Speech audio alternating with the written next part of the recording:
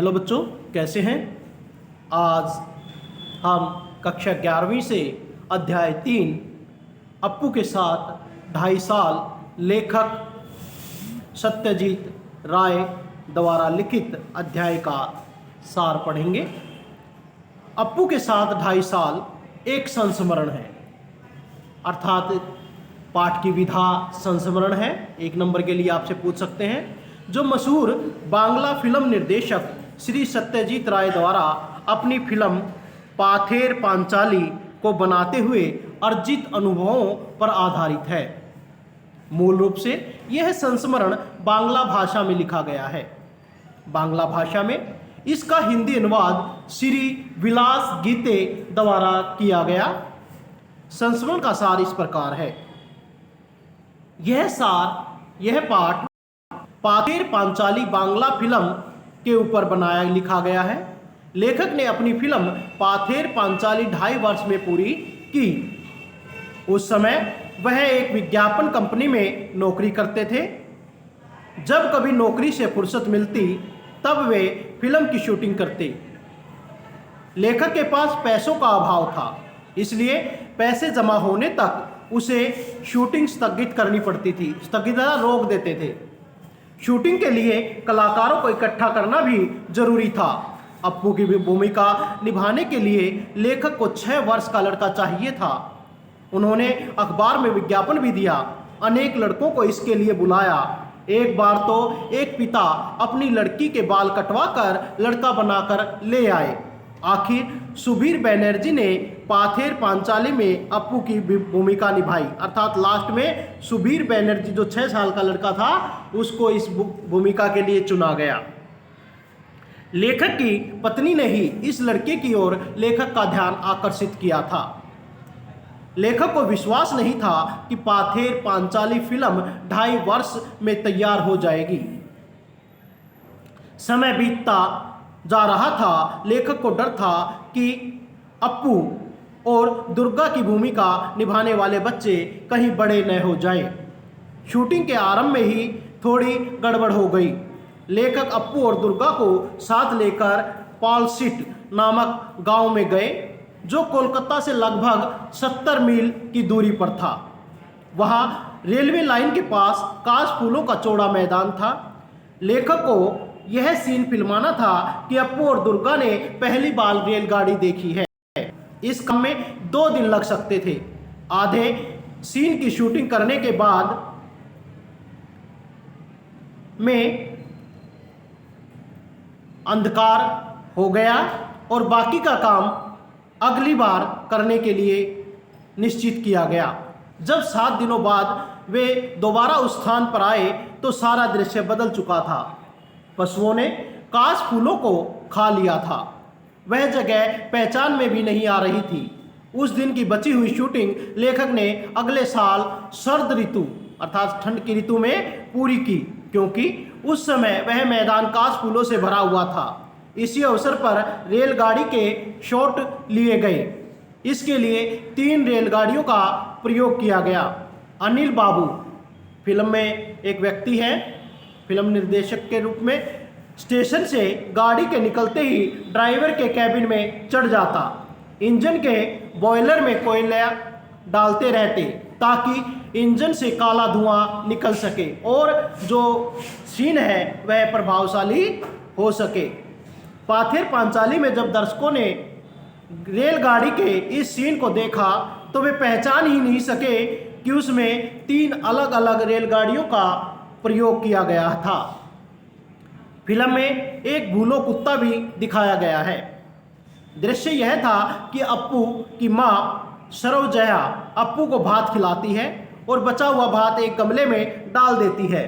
भूलो कुत्ते को उस भात को खाना था, लेकिन इस सीन की शूटिंग करने से पहले सूर्य का प्रकाश मंद पड़ गया और पैसे भी खत्म हो गए।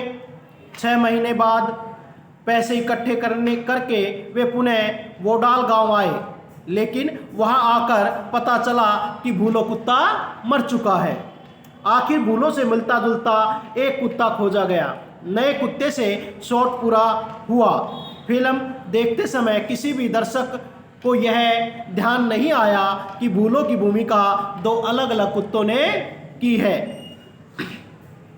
केवल कुत्ते के संदर्भ में ही यह नहीं हुआ, बल्कि एक आदमी के संदर्भ में भी लेखक को इसी प्रकार की समस्या का सामना करना पड़ा।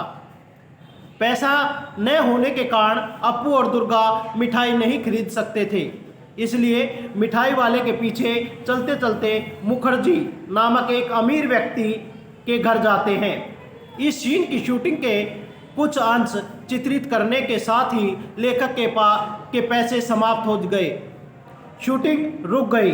जब पैसा इकट्ठा करके लेखक दोबारा शूटिंग के लिए पहुंचा तो उसे पता चला मिठाई वाले की भूमिका निभाने वाला वह व्यक्ति भी मर चुका है। आखिर उस व्यक्ति से मिलते जुलते एक आदमी की पीठ की शूटिंग करके यह दृश्य पूरा किया गया।